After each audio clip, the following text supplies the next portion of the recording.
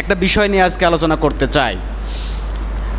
শুরুতেই একটি দোয়া পড়েছি, পবিত্র কালামুল্লাহ শরীফ থেকে একটি আয়াত তেলাওয়াত করেছি। আয়াতটা সবাই জানেন, লা ইলাহা ইল্লা আনতা সুবহানাকা ইন্নী কুনতু মিনাজ জালিমিন। এটা কার দোয়া? এই দোয়া কে পাঠ করেছিলেন? হযরত ইউনুস আলাইহিস সালাতু ওয়াস সালাম। তিনি একজন আল্লাহ পাকের প্রেরিত নবী ছিলেন। আল্লাহ পাক দুনিয়ার জমিনে তাকে বার্তাবাহক হিসেবে পাঠিয়েছেন।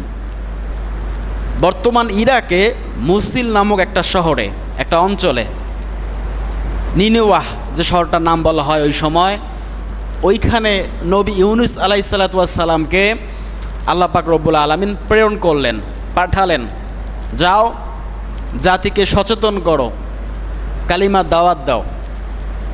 যতগুলো নবী দুনিয়াতে এসেছিলেন তাদের দাওয়াত একটাই ছিলেন, লা ইলাহা ইল্লাল্লাহ, আল্লাহ ছাড়া আর অন্য কাউকে আমরা ইলাহ হিসাবে স্বীকার করব না।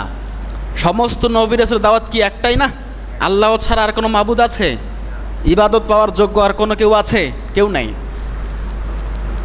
হযরত ইউনুস আলাইহিস সালাতু ওয়াস সালামকে আল্লাহ পাক এরূপ পাঠালেন। পাঠানোর পরে ইউনুস নবী দাওয়াত দেয়, দীর্ঘদিন দাওয়াত দেয়, 40 বছরও দাওয়াত দিয়েছে। তাফসীরকারকরা বলেছেন দাওয়াত দেয়, দাওয়াত কবুল করে না, শুধু ঠাট্টা করে, বিদ্রূপ করে, অবহেলা করে। ইউনুস নবী শেষ পর্যন্ত এসে বলছে, আমি আর তোমাদেরকে এভাবে দাওয়াত দেব না। এত বছর থেকে তোমাদেরকে দাওয়াত দিলাম, কেউ কি আমার কথা বিশ্বাস করলে না? কেউ কি আমার মালিককে স্বীকার করলে না যে আল্লাহ পাক এক এবং অদ্বিতীয়, তার কোনো শরিক নেই? ওই সময়ে মূর্তি পূজা ছিল, মানুষ মূর্তি পূজা করত। শেষ পর্যন্ত আল্লাহর নবী ইউনুস আলাইহিস সালাতু ওয়াস সালাম তাদেরকে বললেন, যদি তোমরা আমার কথা মেনে না নাও, আল্লাহকে এক হিসেবে স্বীকৃতি না দাও, আল্লাহ পাক অচিরেই তোমাদের উপর গজব নাজিল করবে। কি নাজিল করবে? গজব, আল্লাহ পাকের আযাব পতিত হবে।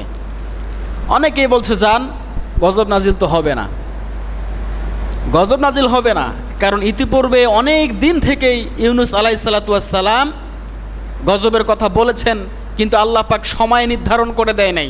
হে ইউনুস, তুমি বলো যে গজব নাজিল আলে আমি আল্লাহ পাক করব, কিন্তু কবে করব এটা বলে না। যতক্ষণ না পর্যন্ত আল্লাহ পাক রসুলকে কিছু না জানায়, নবীকে কিছু না জানায়, ততক্ষণ পর্যন্ত কি নবীরা বানিয়ে বলতে পারে? বানিয়ে বলতে পারে না।